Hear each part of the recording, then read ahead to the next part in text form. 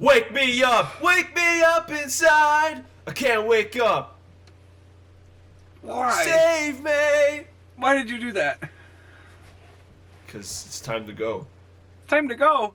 It's time to go. It's time to rev and go. It's the morning. Why are we recording in the morning? Because we're adults and we have to do shit. That's right. Well, like go see a man called Otto. we have to. You want to go see a man called Otto? That's what I'm doing today. That's what you're doing today? Yeah. I guess it is Tuesday. Do you see This is why we don't record early. Do you see movies every Tuesday? I try to. At least every other Tuesday. Goddamn. What then last week was not Emma. What's her name? Megan. With Megan. That piece of shit fucking family. Yeah. So, okay, so you go see movies every Tuesday because you go to Marcus? Yeah, it's $5, so why not? Yeah, for anyone who... I don't know if this is a thing around the country or, like, elsewhere, but at least in the Midwest, we have a string of Marcus theaters, and every Tuesday, they do $5 movies. Obviously, if you get tickets for, like, IMAX or big screen format movies, they're a little bit more expensive. But only by like $1. You know, sometimes you'll pay like $6 or $7.50 or something for like an IMAX Tuesday. Yeah. Daddy Greg hooking us up. Daddy Greg Marquez, with Hi. the most. Hi. So, how long have you been doing like consistent Tuesday movies? Is this like a recent thing? It's a pretty recent thing. Probably only like 2 or 3 months. Oh, okay. So, Megan was your latest one. Yeah. Last first week. 2023 movie. Yeah. A first 2023 movie? Yeah, like I mentioned. Yeah. Fucking one of the worst crowd experiences. Worst since Halloween 2018, which was legendarily terrible. I don't think I remember that one. Oh my god, dude. I told you already, but there was a family of like 8 fucking people. Half of them were babies or toddlers. 2 of them had iPads. One of the fucking moms was taking pictures of the fucking baby with the flash on. One kid was watching a Minecraft Let's Play, max fucking volume. God damn. If you're a family of 8, don't fucking go see Megan. Also, Okay. like, to be fair, if you are a family of 8, I honestly have a hard time saying that you should go see a movie at all. Not to say that families of 8 need to be, like, banned from movie theaters. But it's too many fucking people. Especially, unless all 8 family members are adults or, like, near adults, then just don't come. Because if you have, like, 2 or more children in your group of 8, if any of them are babies, don't go to the movie theater. You know why? Because kids can't sit still for more than like 10 minutes unless they're shoving sugar into their face or they're watching Mr. Beast or like Five Nights at Freddy's edits on YouTube. And like, here's the thing. I don't think that's a generational thing. I think kids have had trouble sitting still for a long time because kids are kids are kids. Like, could you sit still as a kid unless you were doing something you liked? I don't remember. I actually don't really remember because I guess I never really thought about it. Yeah. But I don't know. We just played Game Boys all the time. Yeah, I mean, we were basically iPad kids, right? But we had way smaller iPads, and they could only do one thing basically. So like, well, except for those little Game Boy cartridges of like episodes of shows. Do you remember those? I had that. First thing I ever bought. It was Pokemon Fire Red and a SpongeBob Game Boy video with ripped pants. Yeah, I was gonna say it's one of the earlier episodes, right? Yeah, ripped pants. Yeah, dude. So like, if I wasn't drawing, or if I wasn't like playing video games, I was fucking running around, and I wasn't paying attention, and I wasn't, like, listening to anybody. Running around and throwing Woody all over the place. Yeah, I have to apologize if my mom is listening to this. We destroyed a lot of my toys that we had. Was that you who came over where I took a bowling pin from one of my birthdays that was signed by all of my friends that came, and we were just smashing toys of mine with the bowling pin? That sounds pretty familiar. And then on the bowling pin afterwards, there are all these different colors from like the paints of different toys because we smashed them. It was just a lot of like Happy Meal toys. So we were fucking menaces, dude. Absolute savages. And we weren't. I don't think I was a very good kid, but you know, I guess that's from my own perspective. I'm also my own worst critic, so I don't think I'm ever gonna think I was a good kid. But my mom will tell me, yeah, you were fine. You were okay. He really is a good boy.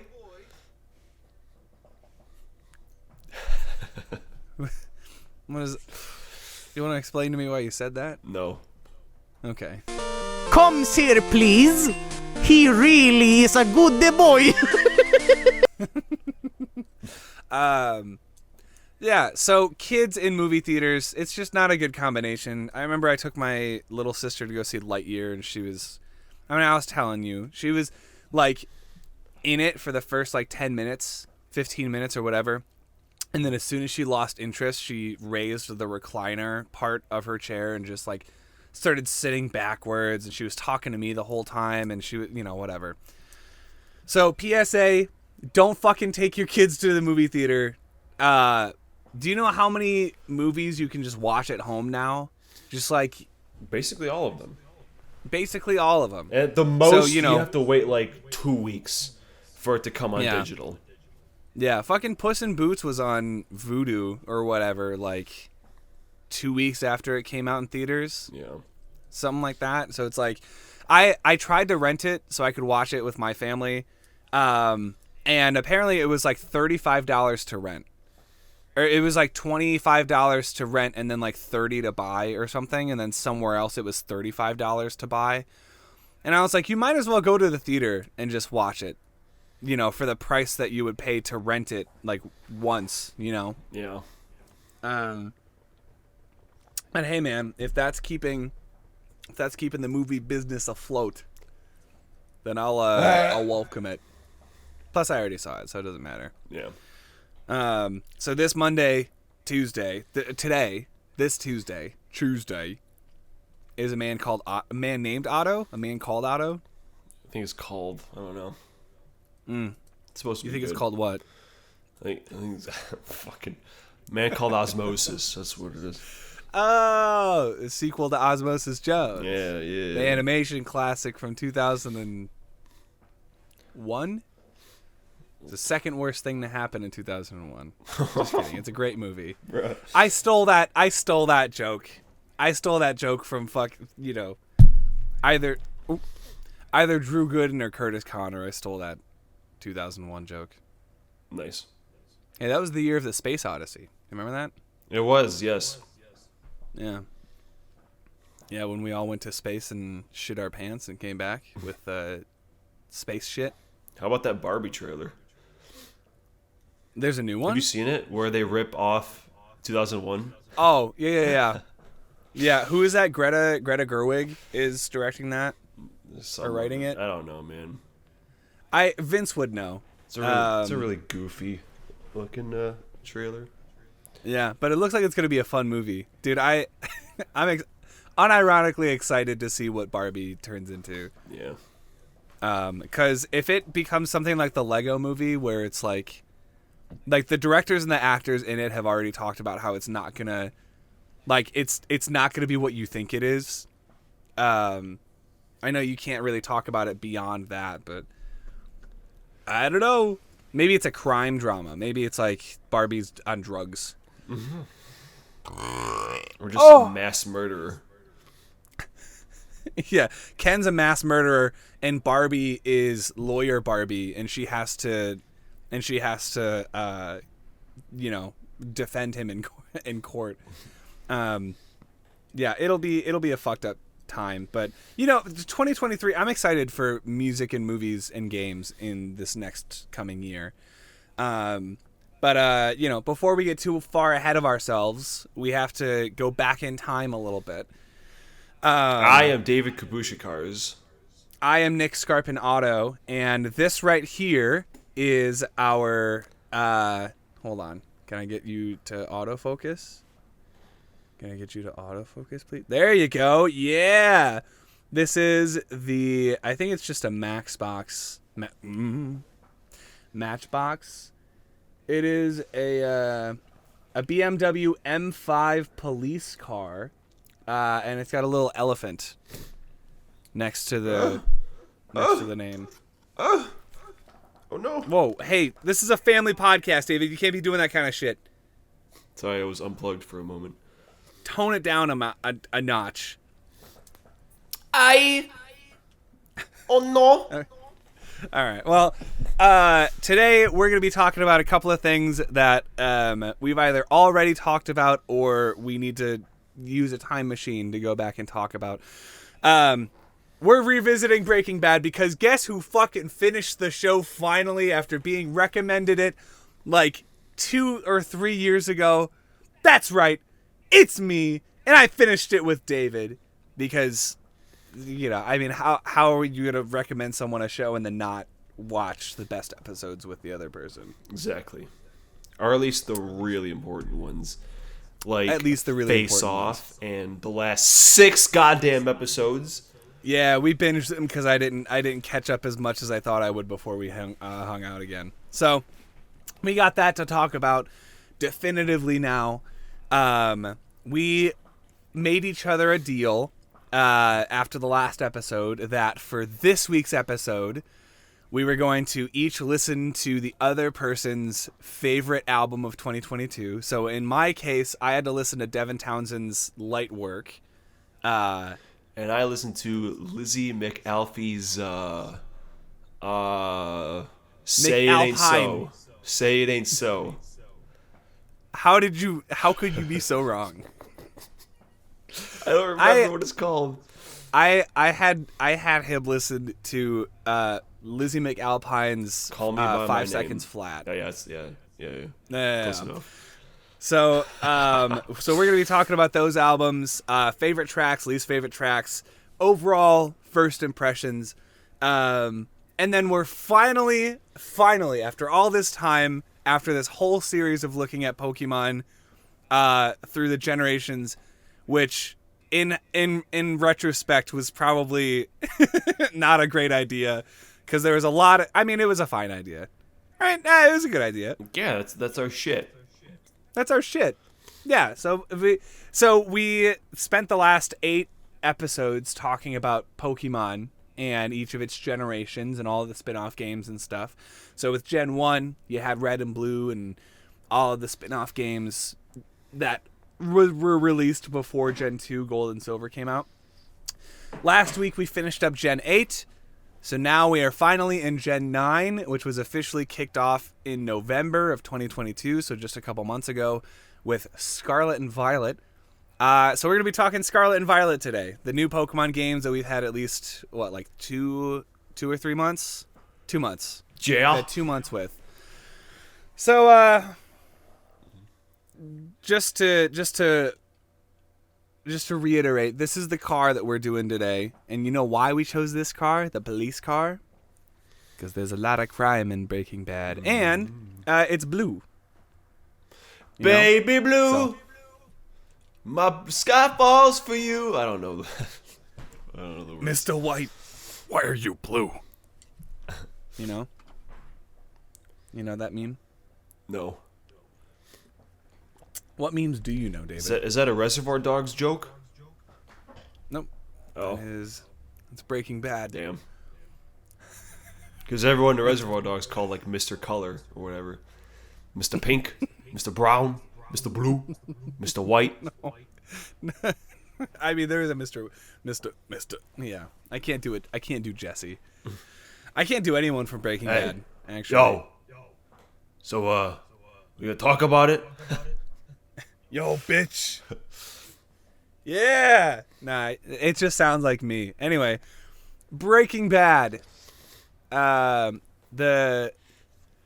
just gonna come out and say it. Probably one of the best TV shows in American, or at least modern American history. One of the best. Listen. I haven't seen every show, Please. but at least as far as shows that I've seen, in every sense of the word and in every technical aspect, directing, editing, producing, Bryan Cranston did a great job giving the show money. But the acting, the music, the writing, it's all very, very good.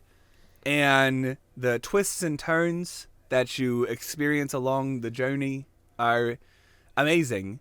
Some of which we will talk about today. So if you haven't seen Breaking Bad, like I didn't, like 2 years ago, then don't watch this part of the episode, or don't listen to this part of the episode, because we're going to be talking all of the spoilers, every single one. Yeah. Or if you don't give a shit, Starting you can with either watch this. Walter White goes bald. It's the first big twist of the show. Oh, I forgot about that. Yeah, he loses his hair. Whoa, that's deep, dude. Yeah, he goes bald because he has cancer. Oh, okay. Just go ahead and spoil that part. Why don't you? It's the first episode. You dip. It's a meme. You dip. It's like the goddamn. That's like what the description of the show says. Like Yeah. Teacher with cancer fucking kills people. Yeah. That's the summary. And sells drugs. Yeah, dude. It's I at this point I feel like I could talk about things that happen in the plot, or I can just talk about specific moments that I really liked, because I don't know enough about film or editing or things like that to really comment on the technical side of things. I just from what I do know, I studied film for half a semester in college. There was one really good dolly shot that I liked, or dolly zoom, in Ozymandias, and there were a couple of what do they call them? The Dutch angles that were interesting too. There's a lot of really interesting camera placements in this show, which keep even like really boring on paper, like really low energy, boring conversations, really interesting, which is rare because there's not a lot in the show that isn't important, right? Like almost every line of dialogue, almost every shot, almost every little plot detail that's introduced is important. Hey, do you remember the kid from the fucking train heist episode? Yeah, he turns out to be Saul's brother. So, just kidding. Drew Sharp. I started watching, fucking Chuck. Charles McGill. Oh, you started Better Call Saul? Yeah, I'm almost at the end of season 1. Oh, shit. All right. Yeah. All right. Yeah, well, because I started watching it at home whenever I go back to my parents' house, and they're really invested. Nice. So now we're watching it. Yeah, it's really good so far. It's basically a court, it's a court drama. But anyway, enough that. We'll talk about Better Call Saul at a later point. Yeah. But yeah, man, tell me about why did you start watching Breaking Bad? I don't think I ever got that from you. Because James Rolfe. Oh. He put out a video, like, reviewing it. And he was like, yeah, bro, this is probably the best show I've watched, besides Twilight Zone. And I was like, all right, I'll do it. And I did it. Yeah, because you're also not a big TV show guy, are you? No, the only, like, shows I've seen, like, before that, I mean, I don't even know what I watched. Drake and Josh, SpongeBob. That counts. As far as, like, dramas go, I don't think I've seen a single one. And I don't think I can now, because they're not going to be as good as Breaking Bad, so why bother? I've peaked. That's fair. That's fair. You've peaked. Yeah. It's like the first drink I ever try is like cran raspberry, and then what's the point of drinking anything else? Yeah, I mean, it's not going to be as good as cran raspberry Exactly. or Mountain Dew Voltage. Anything's gonna be better than Popeye's mashed potatoes. Okay, sure. It's peaked. Food has peaked.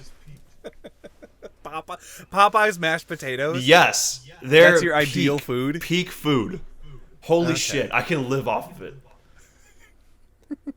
Starting today, David Kapushikars is going to live off of Popeye's mashed potatoes for 30 days. And cran raspberry. Yeah, well, I mean, you got to drink. Big boys got to eat. Maybe a little cream cheese in there. Anyway, yeah. I've been through the show in full 3 times now. God damn. And then the episodes I watched with you were like the 4th time I've seen those. Son of a bitch. So It's a lot of Breaking Bad. yeah, well, you know. Yeah. It's Well, good. which is funny because the show that I recommended to you, My Hero Academia, which you got to a lot sooner than I got to Breaking Bad, Yes. I've also watched almost about the same amount of times. So I think it's kind of a cool coincidence. But let's talk favorite things, right? I want to hear your favorite episode, your favorite character, and your favorite moment. I mean, favorite episode. I mean, I think it's got to be Face Off Because which one is that? with the Gus one. Oh, the season 4 finale? Yeah. Like That's I said, pretty that good. was my 4th time watching it, and my heart still fucking pounds. Even though I know like exactly what's gonna happen. Like it's so goddamn intense. It is very intense. And I watched the whole behind the scenes of that shot about like the making of the explosion and how it took them like 50 takes for that final shot of him falling. Yeah. Holy I shit. I watched the same video after you said that you saw it, and I was like, hey, I want to see how it was made. I think it was take 19 that they ended up using. Yeah. And then when they took it to the editing room, the creator, Vince Gilligan, he told the editors, like, hey, don't tell me what episode you use shots from. And they were going through it, and they were like, yeah, sure enough, shot 19 looked the best. So he had the right idea. Yeah, that's a very good episode. I don't mean to sound like beating a dead... I don't know if it's a dead horse. I really liked the Fly episode. Honestly, like, in all honesty, I really liked because it's a bottle episode, right? It's 2 characters in one location for the entirety of the episode. And bottle episodes are so interesting because they're basically just, like, character studies, right? Like, you get to see these characters through a wide range of emotions interacting with each other, and the episode is funny and it's intense and it's like, so this happened to be James Rolfe's favorite episode too, and the way that he described it, he was saying it's not emblematic of what the show provides, like it's not a good representation of what Breaking Bad is as a show, but it is within the context of the show a very interesting episode in itself. And if I didn't choose that one, I also really like Cellar, because... Crawl Space. Crawl Space. Fuck, you had one job, Nick. I really like Crawl Space, because I remember just getting to the end of that episode where Walter's in the bottom of the crawl space, and it's just like this crescendo of chaos that leads to the final moment of him breaking his sanity and laughing in the crawl space, and Skylar realizing, oh shit, this is the turn, and then everything after that is just different. It's so different, their relationship and like Walter's outlook on things. Yeah, it was just really intense. I remember, and obviously you have to look at Felina and Ozymandias in the last couple of episodes as really good contenders too, but I have a really hard time saying that anything from season 5 is my favorite episode because, one, I fucking hate Todd. I fucking hate Lydia. You know, I think they're fine characters, but I think there's something about like the late addition of characters in a show like Breaking Bad that feels like not an afterthought, but like they wrapped up season 4 and they were like, okay, I mean that could be the end of the show if we don't get picked up for a 5th season. And then they got picked up for a 5th season, and then they were like, shit, okay, how do we continue the story? And then they throw in these characters that we've never heard of or seen before, you know, and they're just like, oh yeah, we knew Gus. But like they make it work, and they still made a really good season of TV. Some people call season 5 the best season of Breaking Bad, which I don't know about all that.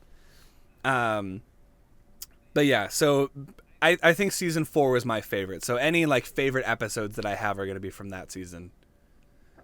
Just, you know, when they have the lab and when Gus is still around, because Gus is one of the most compelling characters, I think, in the pantheon of TV characters that I've ever watched. Gus real good. Really good. Gus real and, good. You know, Better Call Saul just continues being really good. Yeah. So, I don't know about a favorite character. I don't know. Maybe Badger. Isn't he one of Dwight's cousins in He is, in The yeah. Office? He's the one with like the beard and shit. Yeah. Yeah. I really like Jesse. I think he's written to be very sympathetic. And he's an idiot and he does dumb things, but like he provides a lot of humor in the early parts of the show and a lot of drama and like the emotional stakes. Cause I never really cried for Walt, but I teared up for Jesse a couple of times because I was just like, dude, this guy's being put through the fucking ringer. And I think Aaron Paul's performance is really fucking good. I mean, you know, the writers and the director, you know, will say it themselves. Like, they didn't plan on keeping Jesse around for that long.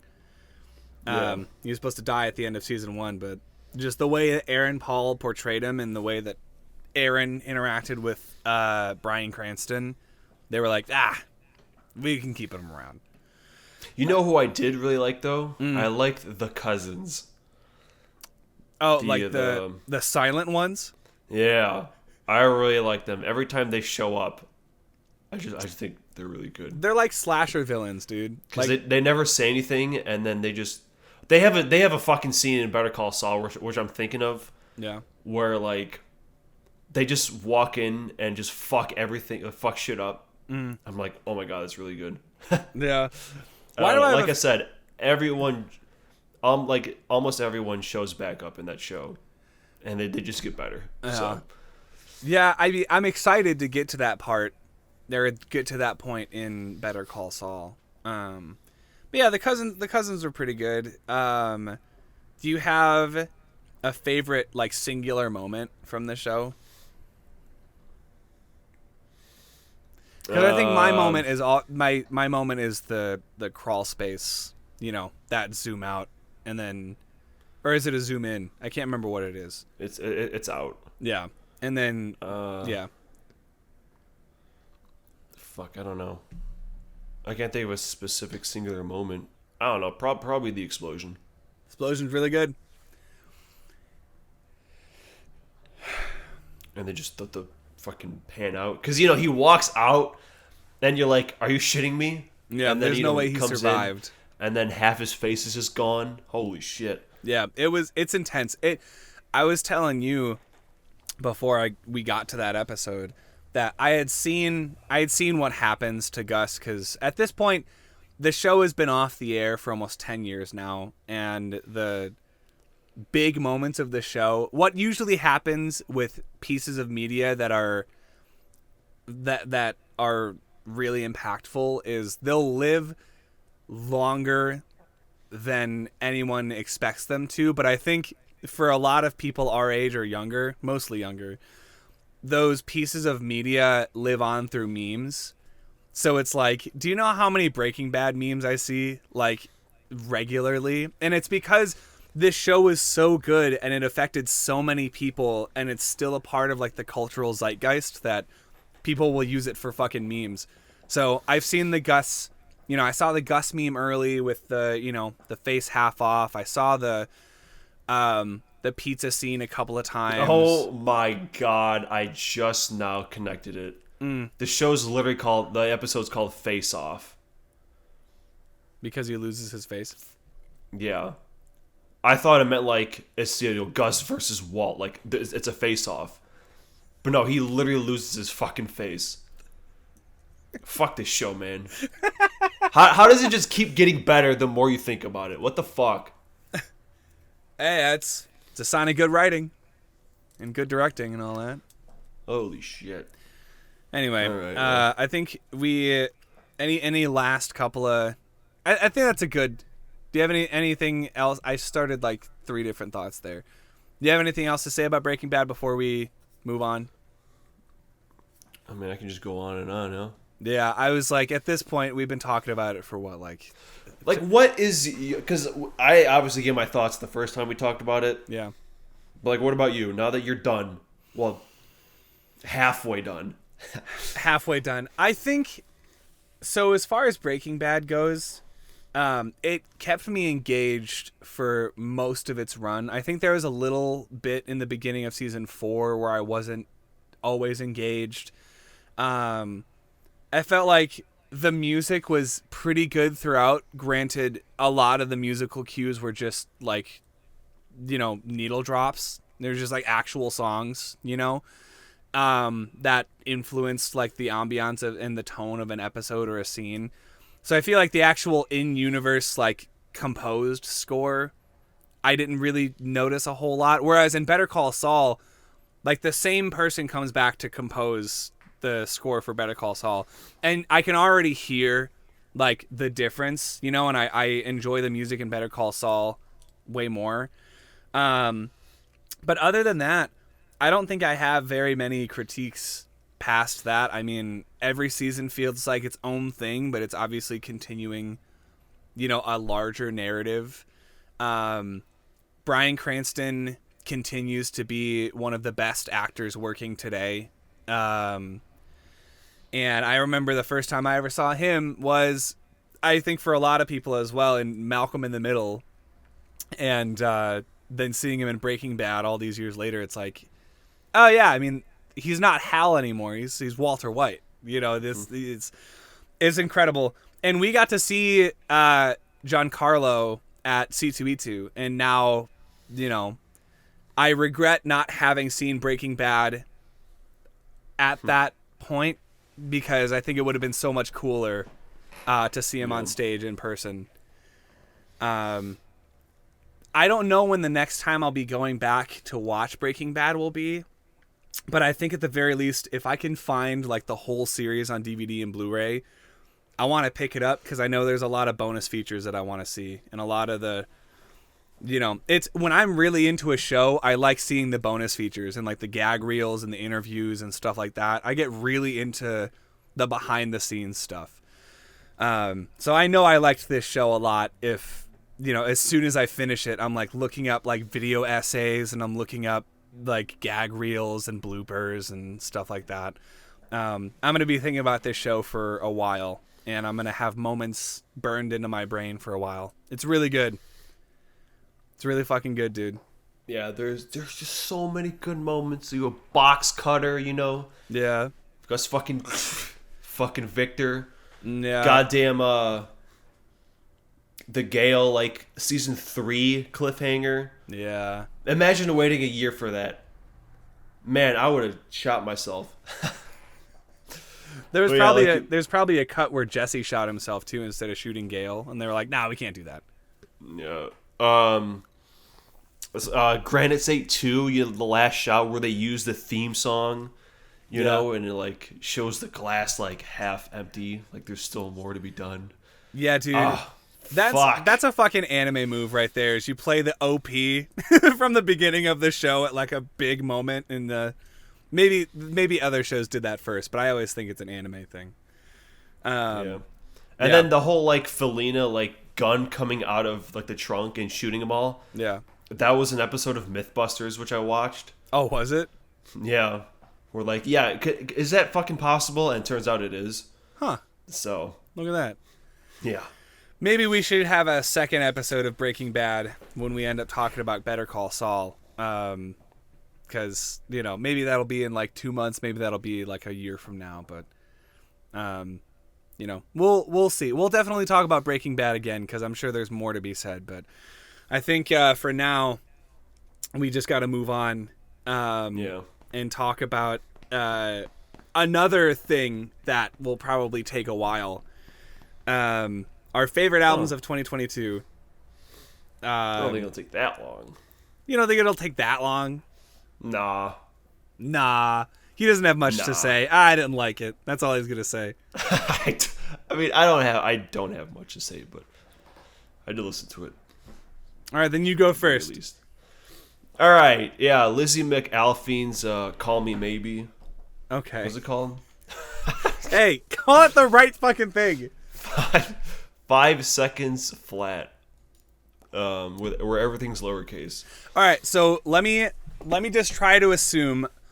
I want you to do the same thing for me, but I'm gonna guess what your favorite song on the album was and what your least favorite song on the album was before you even talk about it. Okay. So I think finding your favorite or guessing your favorite song was a lot harder than finding your least favorite. But I think purely because of the big moment in the middle, I think Firearm might have been your favorite. With the big like rock electric guitar stuff in the middle. And I think your least favorite was Reckless Driving. Well, you're half right. Okay. Well, I feel like I think I'm right about the least favorite, huh? Yeah. Yeah. Yeah, Reckless Driving I didn't really like. Only because I thought the lyrics were kind of dumb. Yeah, they're a little cheesy. I will be the first to admit, because I listened to this album again last night too. I think the lyricism, while, no, I'm not even gonna. You talk about it. This is your first impression. Okay, yeah. When you mentioned that this, like the whole feel of this album was kind of like Billie Eilish, I got really fucking nervous. Yeah, because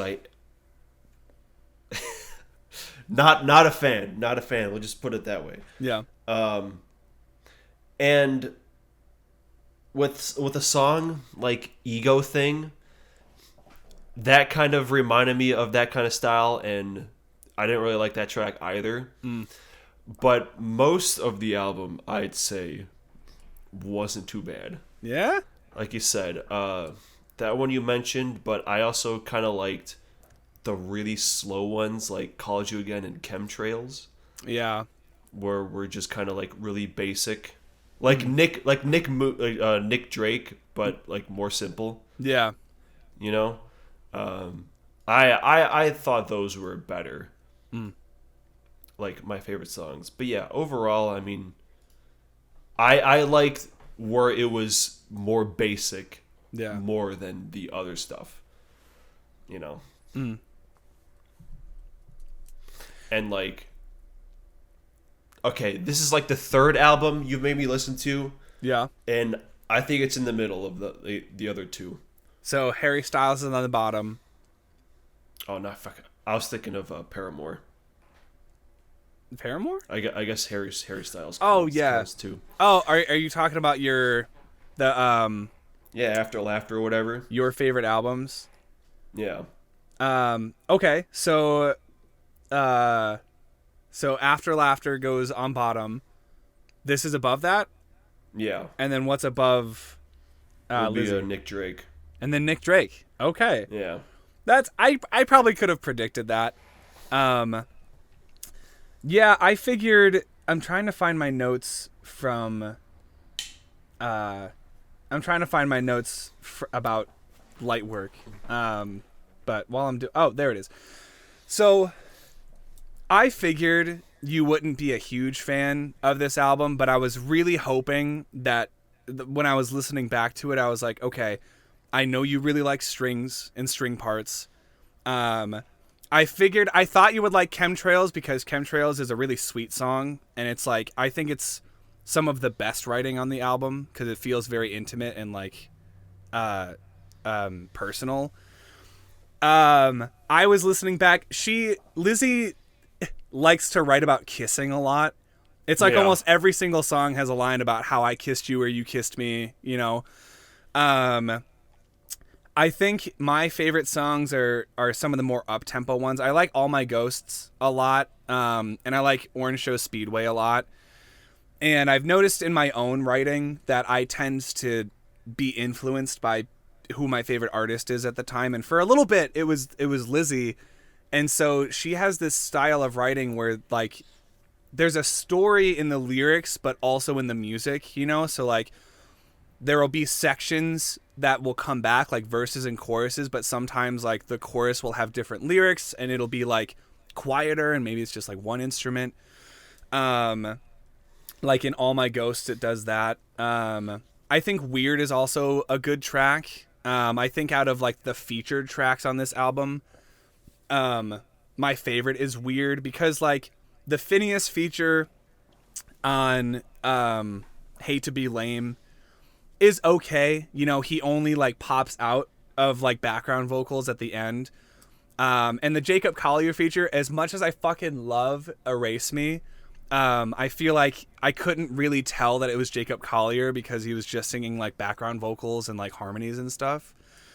But yeah, so I'm glad you liked most of the album, or at least didn't think it was that bad.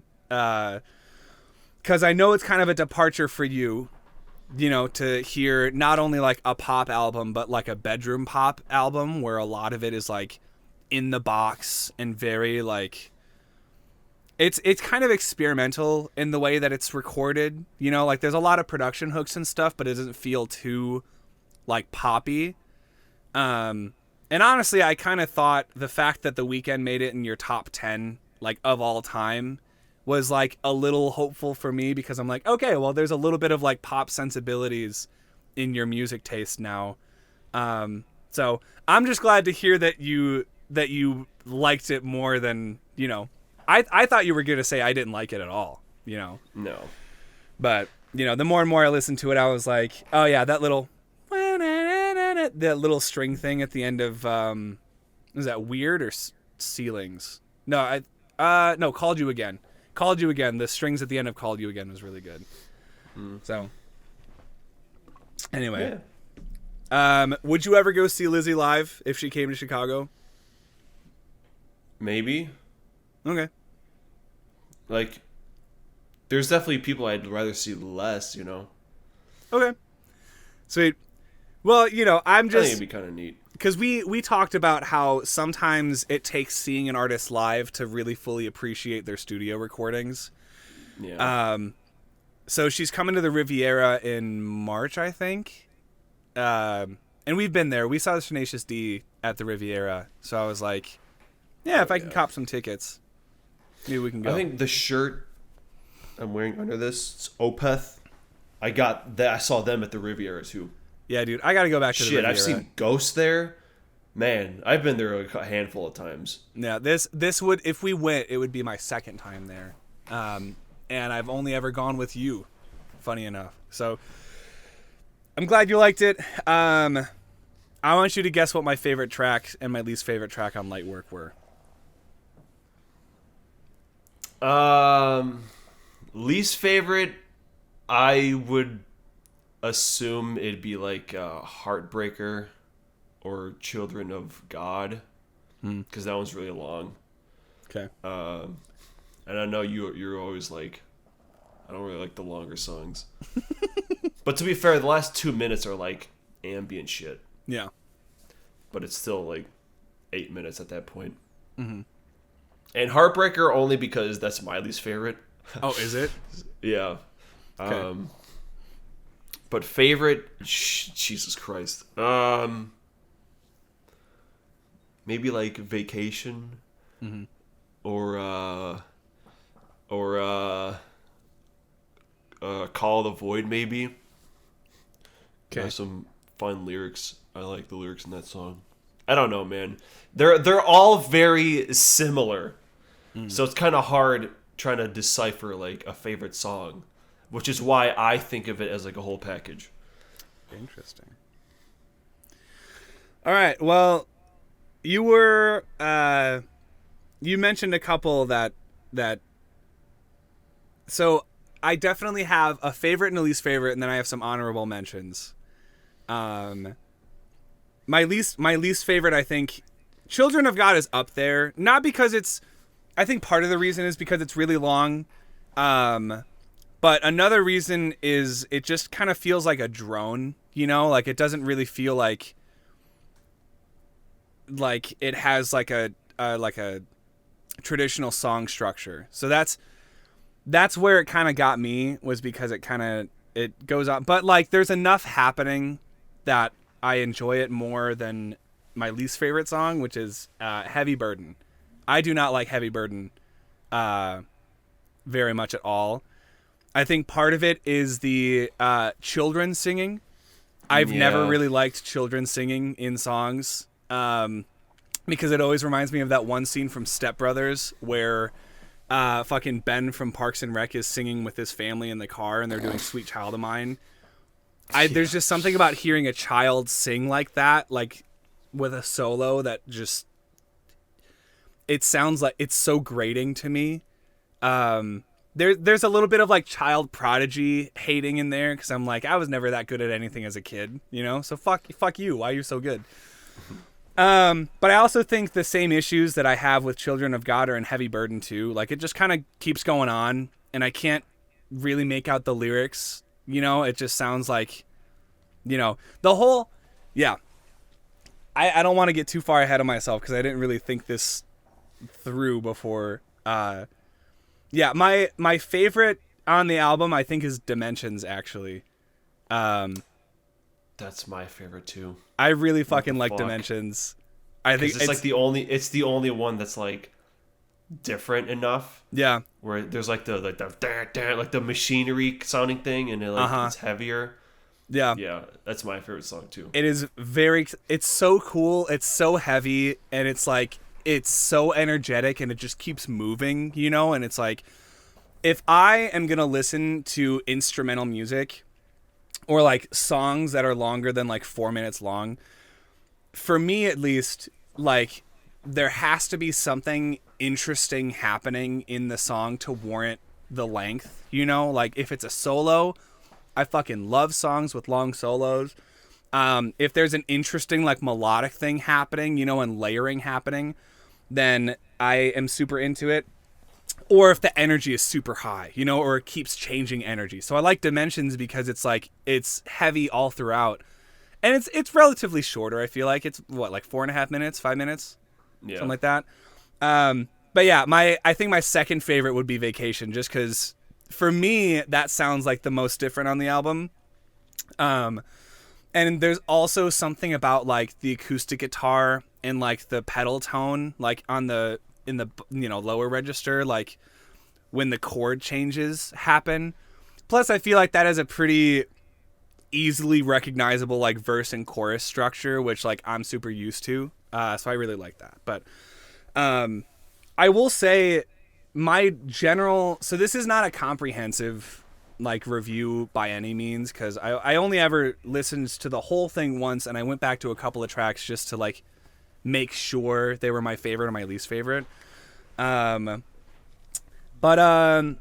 as a whole, I think for me, I would have to listen to another Devin album, because honestly, I disagree that it kind of feels like a whole thing, like a whole package.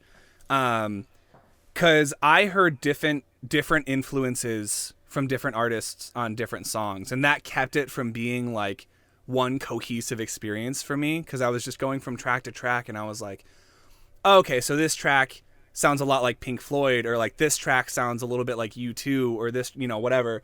And I want to give more credit to Devin as a musician, because I know you really like him, and you've even said that this isn't your favorite album from him.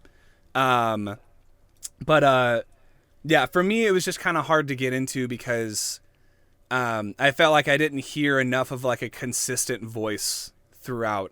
But I will say, I did really like his singing voice. I don't know how old the dude is, but he has some really, really strong pipes. And yeah, his lyric writing is very interesting. I think the word that comes to mind when I was listening to most of this album is like epic. And sometimes it works and sometimes it doesn't. Like sometimes, you'll hear like an epic version of like a classic rock song in like a Marvel movie trailer or something. And it's like, it's got the like the horns, or it's got like a choir singing, or it's got like strings, but like orchestral strings, and sometimes it works and sometimes it doesn't. And I feel like this album has a little bit of both, where like there's like that epic sound, and sometimes it sounds a little forced, like trying to make a song sound like. I really liked the way that Celestial Signals started out, because it kind of sounded like it was going to be this like this groovy, like electronic like dance track. And then you get, 45 seconds in or whatever, and it's got like the big horns and the choir. And I'm like, dude, I kind of wish there was less of that. I kind of wish he went in the direction that he stayed in at the beginning.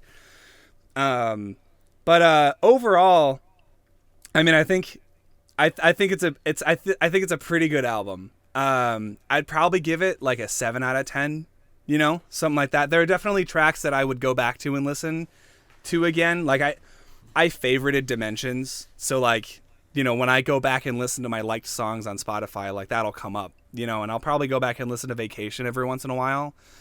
And I did really like the end of Children of God. Like the ambiance was really cool. Cause I'm a sucker for beach noises and the beach, like itself. I just remember, so when I was listening to it, I was tracking like how long it was on my car's, like heads up display. And I was like, is this dude really going to try to hit the 10-minute mark and then stop there? Is that why the ambiance is going on for so long? And it actually goes until what, like 10:03? Yeah. Something like that. And I was like, oh, okay. So maybe it wasn't just to get to 10 minutes. But I thought that would have been so funny if he was like, I'm going to stop right at 10 minutes, but the ambiance needs to be this long because the song ended like a minute and a half ago. But yeah, dude, if you have any other like Devin albums to recommend me, please do.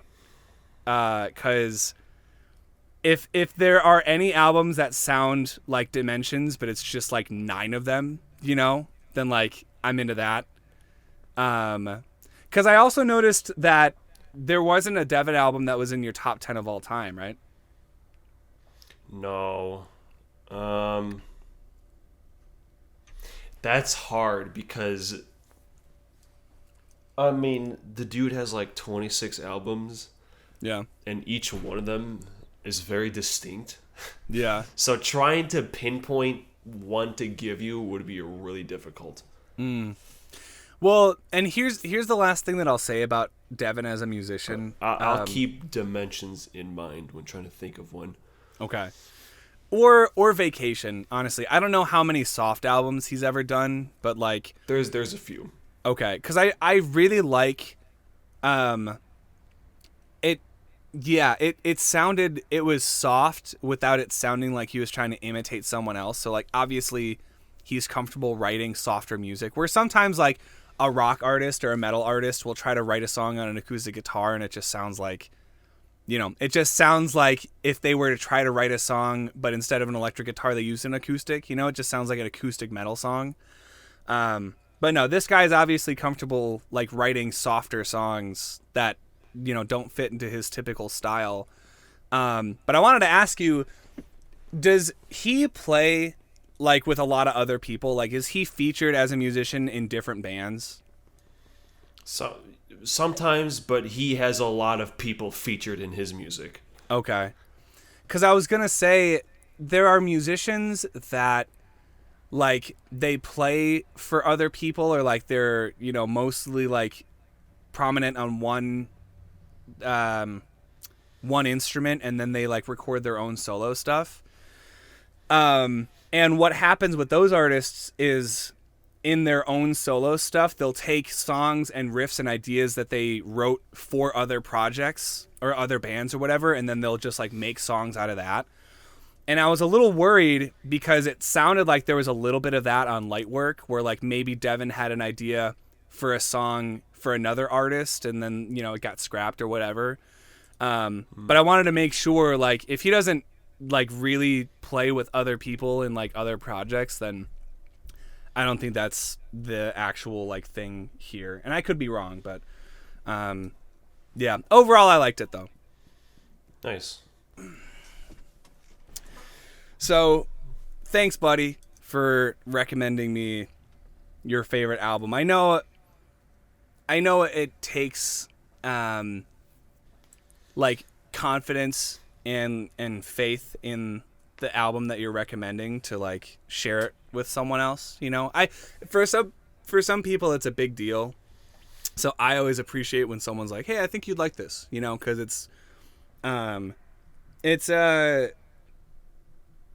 what's the word I'm trying to say?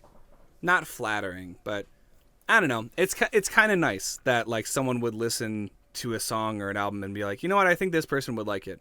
So I appreciate you thinking of me, pal. Yeah.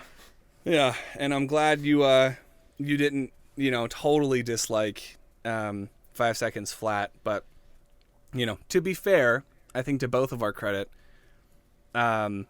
it's not like these albums are our favorite albums of all time. They just happen to be, the favorite albums that we listened to in 2022. Yeah. So, indeed. Yeah. So with that being said, one of the other last things that we did in 2022 was play Pokémon.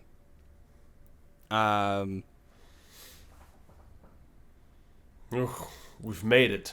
This is the end. This is Oh the my end of our God. Pokemon talk for a really long time. We got to talk about different games, but before we do that, we got to talk about Pokemon Scarlet and Pokemon Violet, because they are the most recent Pokemon games that we have played, that have been released. And I don't know if we should start with our general first impressions or if we should just pick specific things to talk about, but Okay, everyone knows that it runs like shit. it runs like shit. And It does. it's been like 3 months and it still runs like shit. Yeah, there have been performance patches and stuff, but it doesn't really make a huge difference. Part of me is like, maybe it's the Switch itself that just can't fucking handle this shit anymore, Yeah. which really makes me nervous about Zelda, but we'll see. But look at the first Breath of the Wild, Like that was able to run on a Wii U, and it's like a big expansive game, and like the art style is very unique, and Yeah, but yeah. it's like 6 years later and shit just keeps like getting crazier. Yeah. But yeah, let's not go too far into that because everyone knows. Yeah, I think it's a good idea to just talk about the actual game itself, aside from like the performance issues. I will have to say the fact that so we had like the 3 routes you can take, Right. but as it turns out, it's one route. Yeah. It's just much longer than usual. Because if you go like the wrong way, you go to the wrong city, and you're fighting motherfuckers that are like 20 levels higher, and it's impossible. Yeah. And so you still have to follow a strict path, but now it's not so clear where you're supposed to go. So I have to use a guide to find out what town is supposed to be next. Yeah. And that was kind of annoying because it's not really open world if you still have to go this way, otherwise you're going to get mollywopped. Yeah. I also kind of found it annoying that, because I was under the impression that you could choose one of the 3 storylines and then you could just finish the game that way. Yeah. And then you would go back, the same way that you end every Pokemon game where you beat, the main boss or whatever at the end, and then you go back to your house and you wake up and, you get to go out and do all the post-game stuff. I thought you were just going to be able to do that, but with, the other storylines.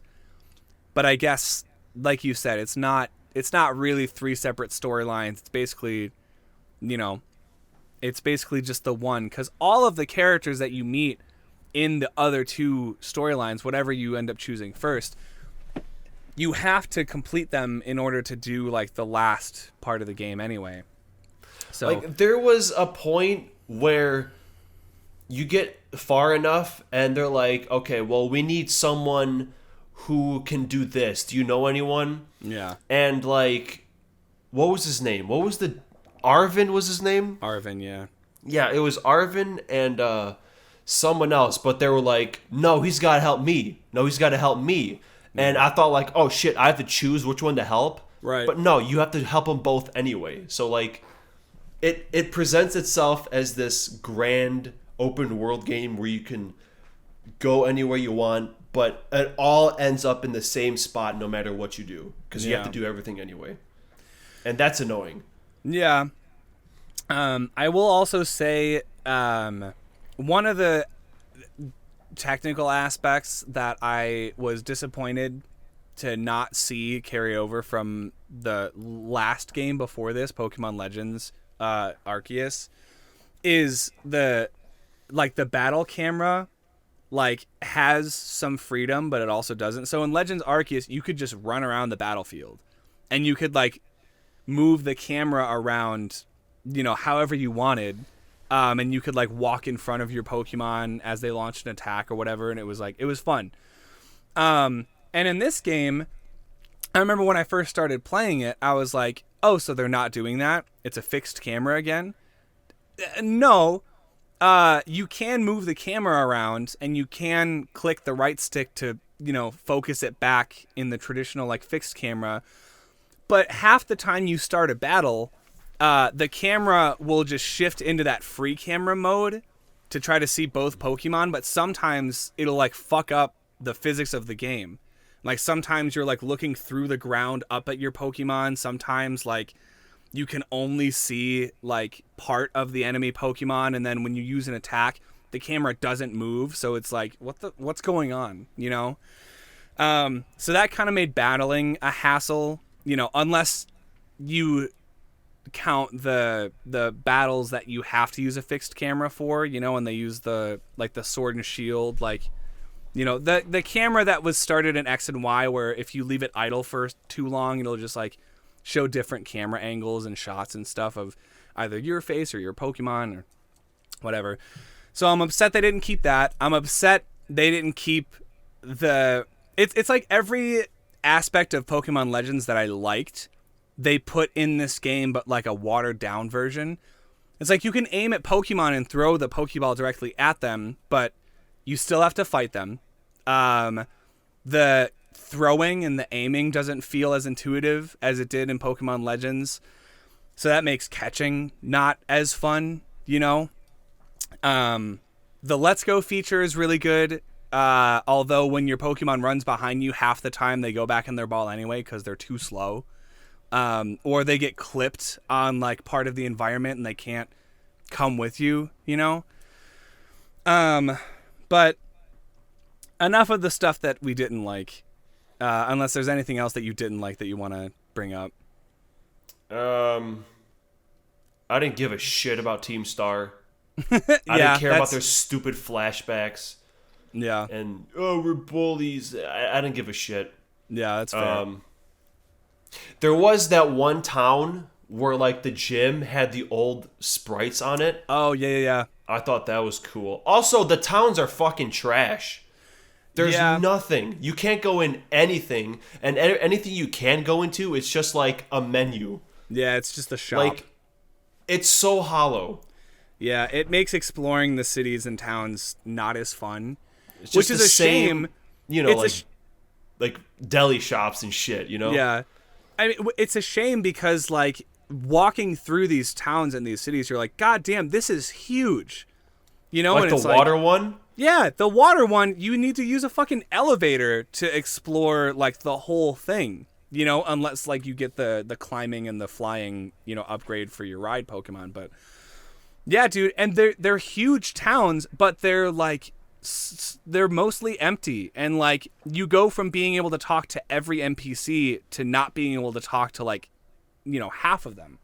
Yeah. And it's like, I know a lot of times in Pokemon games, I don't really pay attention to talking to NPCs anyway. But I'm of the mindset whenever I'm playing an RPG, you got to talk to everybody because you don't know who's going to give you an item, you know? So it's like every Pokemon game I play, the first time I roll up into a town, I talk to everyone. I go into every house and I talk to everybody. And it just felt like, it felt like most of the aspects gameplay-wise in Scarlet and Violet that were introduced were kind of half-assed, watered-down versions of things that we'd seen in other games. Like washing your Pokemon at a picnic, you know, I preferred it when it was on the 3DS, you know, and you got to actually like Nintendogs, like touch them and stuff. The sandwich making is fine, you know, picnics are fine, you know, you get to throw a ball around like you did in Sword and Shield, but like, I don't know. I said enough of the things we didn't like, and I just kept going on about things I didn't like. Because there's more. Legendaries are done. They're just gone now, I guess. Yeah. You know, it's just they just give them to you immediately. I mean, I liked Miraidon.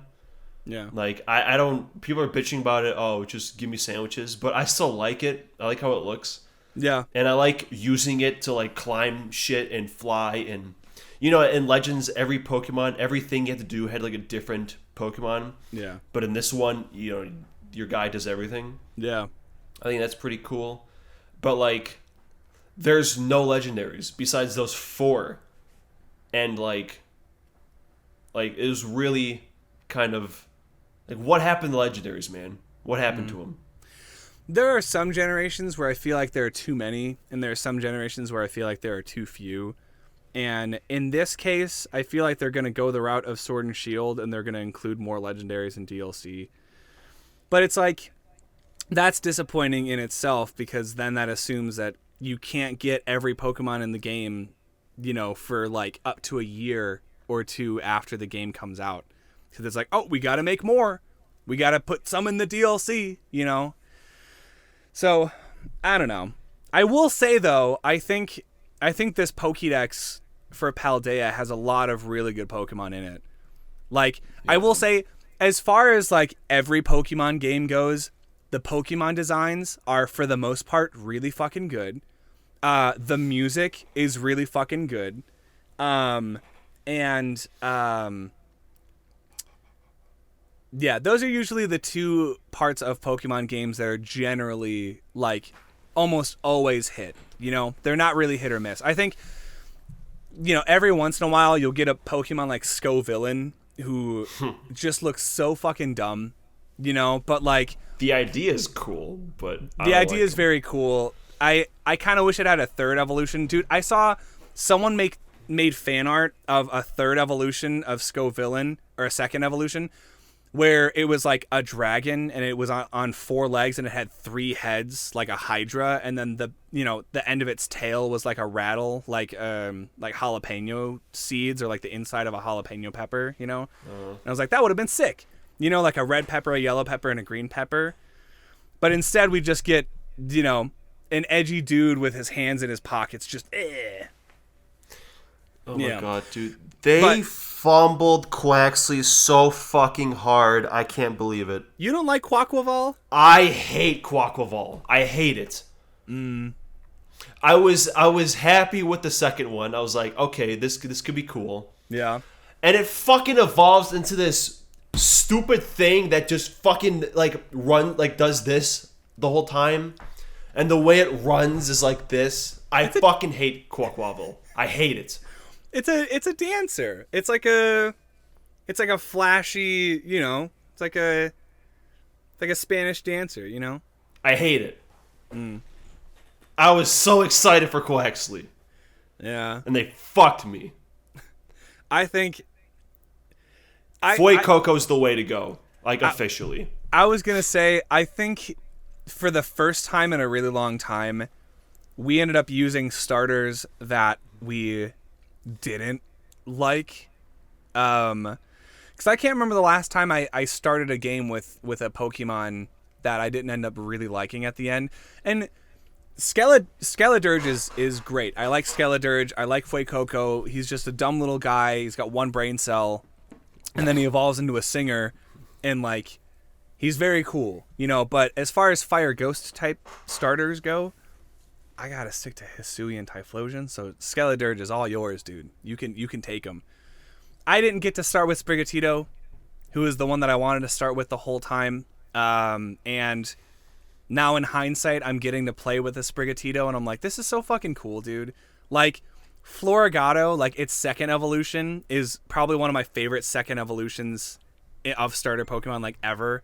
It's just got a yo-yo, you know, flower yo-yo, and it's like always folding its arms, and it's just like a cool like cat, you know. And Meowscarada is cool. I think it's my favorite of the three, honestly. But yeah, I haven't felt singular love for a starter Pokemon since. I mean, like, I like Cinderace a lot. I like Primarina. I know it's a hot take. Yeah, dude, I don't know. This new trio is competing for Gen 6 to be the worst one. Yeah. Yeah. Which sucks, because I think I like every single one of their first, like, evolutions. You know, last generation, I didn't really like Sobble a whole lot. The generation before that, like, Litten was okay. You know, Poplio is a seal. I like seals. But, like, this generation, I was like, no, Quaxley looks cool, Sprigatito looks cool, Fuecoco looks cool. Like, I could choose any one of them. And then, you know, they all evolve, and it's like, nah, they're pretty okay, you know. Yeah. Anyway, Arvin's thing was by far the best. Yeah, dude, I almost the teared Titans. up. The Titans were objectively the best part. They provided the most legitimate challenges too. I feel like. Yeah, and then that last Titan fight with the sushi and the Donzo. Yeah. That was really cool because it was like a you know, a fake out fight. Yeah, I think his storyline was the best too. Like, as soon as I found out that he was trying to collect all of the Herba Mystica to save his dog, I was like, oh, dude. Yeah. Dude, that hit me right there. You know, but I will say, we just keep talking about things that we don't like. This game I do needs. Like that. I moved to shit I do like. Arvin's thing was good. I also moved to shit. Okay, I'm gonna move back to shit I don't like, or I guess not even shit I don't like, but a missed opportunity. Dude, this game should have had voice acting. 100%. This game needed voice acting. I feel like there might be time. Dude, the cutscenes where you could see characters opening up their mouths and like mouthing words and stuff, there's a lot of those in this game, and it just feels so empty to like watch them and you can only hear the music and the sound effects. It's like when fucking that Nickelodeon All Stars or whatever, you know, when that came out and there was no voice acting. It was like, these characters can only have so much personality without a voice. And it's like Nimona, who I think is probably one of the best rivals that we've had in a really long time. Yeah, 100%. It's like when she's so excited to battle you and all you have to go on is like the actual dialogue and the way her face looks. It's like, if she had voice acting, I feel like I'd be so much more invested in her story. And also, the whole section in Area Zero at the end where people are having dialogue behind you. Like, spoiler alert, you travel with Penny, Arvin, and Nimona in the fucking crater. And when you're running down the crater doing your thing, there's a bunch of exposition and backstory, like, yeah, dude, like just like on screen. And it's like, what am I supposed to stop and read this? Yeah, I'm trying to focus on the like not running to every Pokemon I see, and they're fucking like, there's so much dialogue in the bottom. Yeah, like, and I it's missed like, all of it. You just you need voice acting for moments like that, because are you expecting me to stop dead in my tracks just to read text boxes that, mind you, I can't control? Like, they just go, you know? I don't know. So that's frustrating. But I will say, we finally get a dolphin Pokemon. Palafin is really fucking cool. The music in Area Zero was really goddamn cool. Yeah. I think it was the best track, like, Pokemon's had in fucking, like, 10 years. I swear. Yeah. I really like the fight against, you know, the final fight against the professor. That music is really good. I remember the first time I heard it, I was like, oh god damn, you know. And then they start throwing out Paradox Pokemon that you haven't seen, and you're like, what the fuck is that, You know? Yeah. It's a really good final fight. I really like the fight against Penny, who you find out is the leader of Team Star. Spoiler alert, but not really a spoiler. God, fucking... Yeah. But I can't believe how hard Team Star sucks. That whole thing. Yeah. Every base was the same fucking thing. Yeah. Every challenge was the same thing. There's nothing in the base. Every fucking one ends with the same stupid car. Yeah. Fuck Team Star. My God. How do they just keep getting worse? Yeah, dude. We got to go back to an evil corporation where the villain is like... Yeah, have you seen that picture floating around where it's like, this is the ideal Pokemon game? You get, to explore every region. You get the friend group from Scarlet and Violet. You get the enemy team from Black and White. You get the, you get terastallizing. You get mega evolutions. And it's just like taking bits and pieces from every... Yeah, you get like the Sinnoh Elite Four and the Champion. And it's like every game has a little piece of it that people like. I feel like Pokemon teams haven't, been super imposing for a while. I mean, granted, like, I know you don't like Team Skull. I enjoyed Team Skull kind of. I liked the Ether Foundation from Sun and Moon a lot too. Like Lucamine is like a really good villain in my opinion, because she's just evil, dude. Like, especially in the original Sun and Moon, she's just an asshole. Evil people again. Come on. Yeah, like Team Star is not evil, like Chairman Rose is not evil, and it's like, it doesn't feel good to take down people who are misunderstood. Lysander was evil though. I Lysander think Team was Flare is a evil. little underrated. I mean, he was literally trying to blow up the world. Yeah, Team Flare is an underrated villain team. But yeah, dude, you got a good selection of Pokemon. You got a good, selection of like music. I think the final act of this game in the crater was my favorite part of the game, because it finally feels like the story begins, and it's like, then it's over, and it's like, okay, well, now Nimona goes back to being an NPC who says the same thing every time you talk to her. That sucks. Yeah, quick speed round, lightning round. I want to go through some of my favorite and my least favorite Pokemon designs from this generation. Tinkaton, dude, Best, hands down. it's such a highlight, dude. I love that Tinkaton is such a menace. Just kills Corviknight for fun. It's just That's it's just awesome. like the first stage is just a little female life piece. Yeah, know? it's just a doll, I did not honestly know what to expect when she kept evolving, because you have Tinkatink and then Tinka whatever. Tinker Tom, I don't know.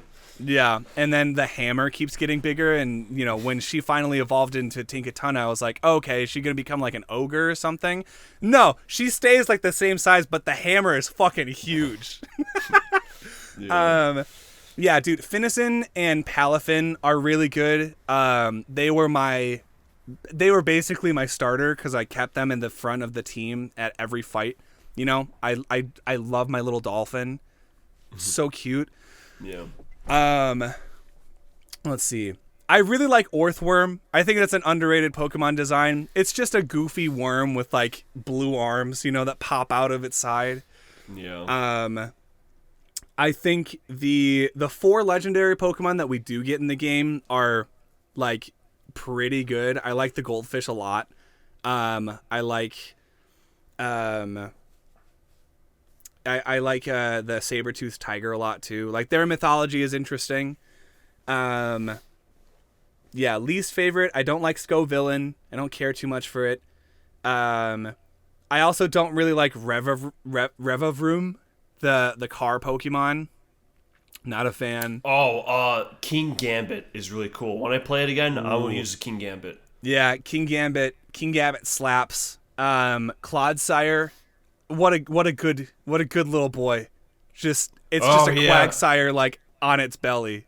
I was debating swapping my Toedscruel with that thing, but I'm just gonna use it next time. Yeah, Toedscruel was cool. I think the grass Tentacool just running around like Squidward is a funny idea. Yeah.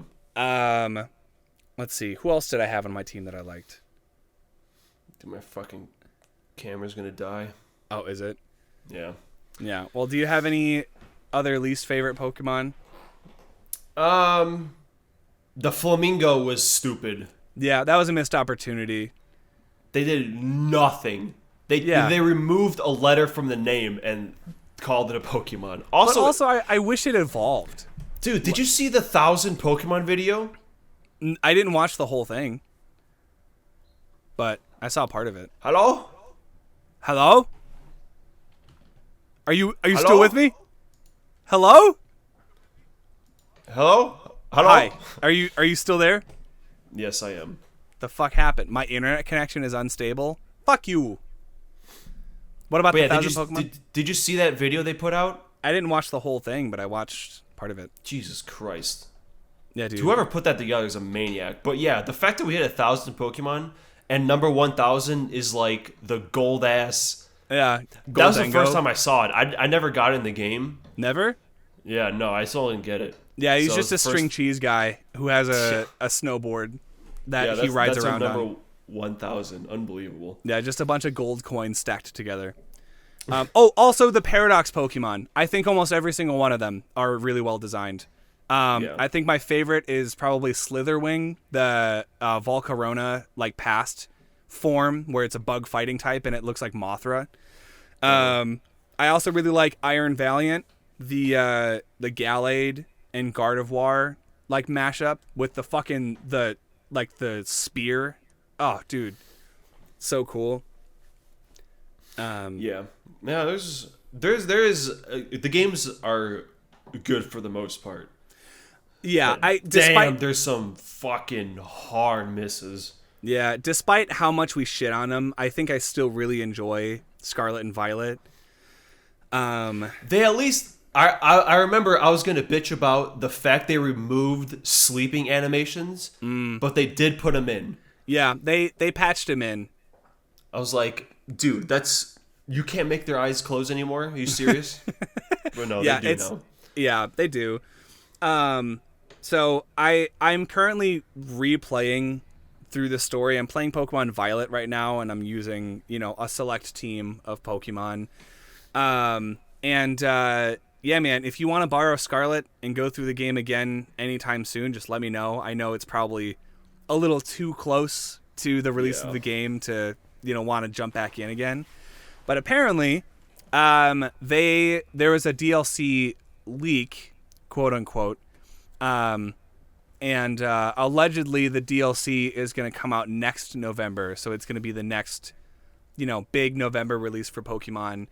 I don't want to talk too much about it in case it ends up being wrong, which is a very likely possibility. But I'm excited for the future of Pokemon. The next generation that we have after this is Gen 10, which is crazy to say that we are in Generation 10. But we got a couple of years before that happens, so we're going to be in our 30s playing Pokemon. But you know what? I don't have a problem with that. I don't think I don't think there's anything to say about Pokemon. It was only uncool in middle school. Yeah, now it's not, it's I don't want to say it's very cool to like Pokemon, but anyway, it's cool that we like Pokemon. Hopefully y'all like it too. If you made it to the end of the episode, chances are you were, at least semi-interested in what we had to say about Pokemon. Thanks for joining us on this journey. We gotta watch the end of Ash's journey because currently Ash is almost done and his last couple of episodes are airing. So we gotta watch those. This is not the last time that we'll talk about Pokemon, but it might be for a while. So be sure to join us next episode where we talk about the rise and fall of the American dollar. And I've been Nick Scarpin Auto. Joined Yosoy David Kapushikars. Thanks for listening to us ramble on about meth addicts and frame rate issues. We will see you in the next one. But until then, stop farting. Stop farting. It smells so bad. It smells so bad. You can't keep blaming it on the dog. Okay? All right, bye.